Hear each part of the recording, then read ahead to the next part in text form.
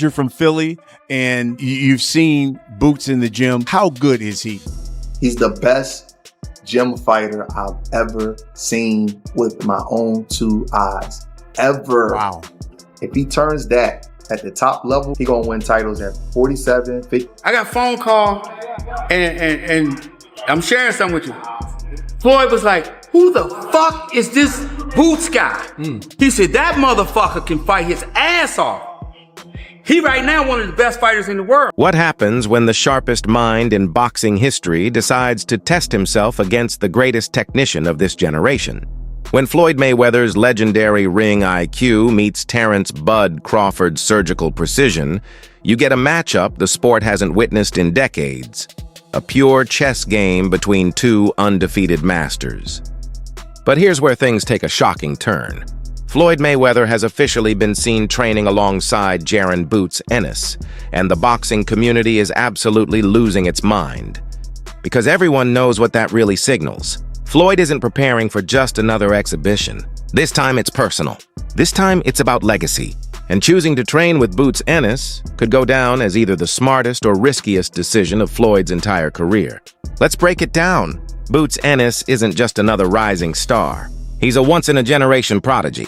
Experts have been saying for years that Boots is the closest thing to Terence Crawford. I think the perfect weight for Boots is 160.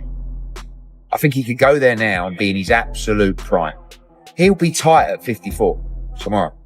People think that when you move up in weight, all of a sudden it's easy. He's massive.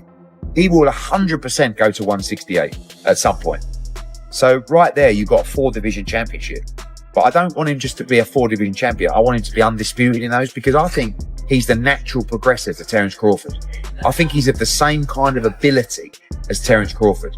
And what Crawford's done is amazing because he was undisputed in 3 weight classes. Yeah, you got to prove it in a ring. Of course you have. It's very well me saying it. But you've got to prove it in a ring. But you've also, people know in boxing. So everyone's always known how good Crawford was. But it took him a long time to get the opportunities to prove it. We've got to make sure that we're not 36, 37, 38 when we're getting those opportunities. Because if Boots can get it at 29, 30, he's going to be around 34, 35. He lives a clean life. Do you know what I mean? I think this guy, I truly believe, I think he could be one of the all-time greats. The way he switches stances effortlessly, reads opponents, and dismantles them piece by piece. It's like watching a younger, hungrier version of Crawford himself.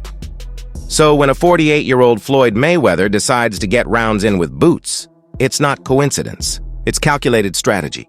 Classic Mayweather intellect at work. Now here's the twist. Canelo Alvarez once tried the exact same approach.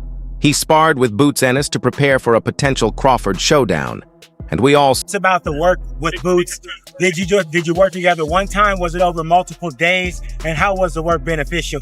Yeah, more than one time, yeah. And he helped me really good. And I'm very grateful with him. We have history because 14 years ago, his older brother, Ennis, helped me for when I fought Shane Mosley and Alfonso Gomez. So that's why we have history with the Ennis family, and I'm very grateful with him taking the time and go there and give me some work.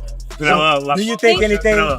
Was there anything in particular that you guys worked on that you feel like was beneficial? No, he worked his team. He's very similar to Crawford. He switched guards too.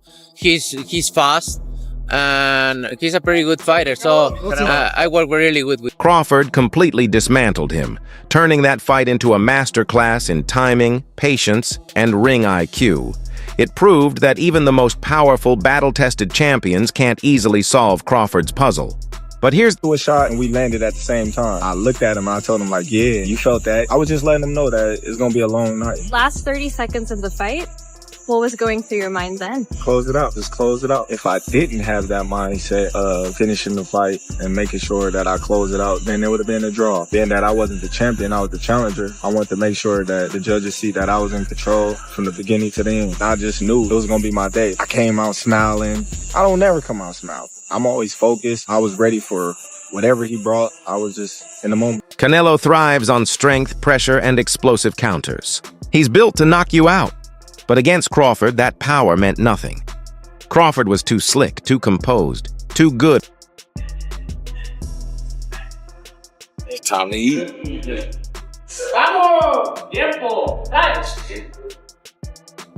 You know, it's fun, you know, sparring Canelo. You know, trying to pick his brain. You know, he got I think he like 70 fights in. Terence Crawford 15. So I was picking his brain, having fun, you know, and sharpening my tools, you know, that's about it, you know. Thank you, coach. Yep. Good rounds. Feel good, feel great. Floyd, on the other hand, never relied on raw power.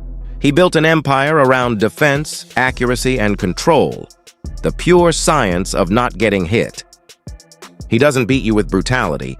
He beats you. Terence Crawford had the ability to fight backwards and stay composed, good defense, hands was always up, countering everything that Canelo was throwing at him. He was just a little more active fight. Canelo did hit him to the body, but it was pretty much all Terence Crawford. I think some of what we saw from Canelo is what he's asked to resort to now to fight. Maybe he's dealt with some injuries to where he's not as mobile. It's just the pattern that he's put himself in for the last, 6 to 8 fights. That same pattern is why Bivol was able to get him. He did not allow Canelo to get inside, man. As soon as Canelo would get into that certain range, you would jab him. We didn't see any like lateral moves where he would throw, push off to the side, as we used to see Canelo Alvarez. Canelo was almost smothering his shot because he couldn't stay at range with him. And Terence Crawford runs off counter combinations. It would be a wider margin if they fought. It makes you fall apart from your own mistakes. Now imagine merging Floyd's defensive genius with Boots Ennis's offensive rhythm, the stance switches, range control, and unpredictable chaos. That's exactly what Mayweather's doing right now.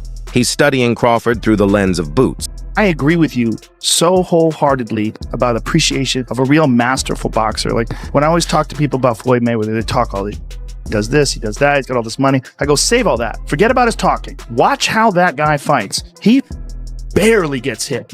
He's been rocked maybe twice in his whole career. Maidana and Sugar Shane Mosley. Those are the only two. And he wound up winning both those fights. He's masterful boxer. If you don't like Floyd's lifestyle, I don't ascribe to Floyd's lifestyle, but that's not my business. As a fighter, we're going to call this the way we see it. He is arguably one of the greatest of all time. Floyd's doing something and we're not acknowledging it. And it's clear that you don't like him. That's the issue. But if we're talking in the ring, come on, man. Genius. He's studying Crawford through the lens of Boots, learning how the new generation views the game, then flipping it using his old-school blueprint.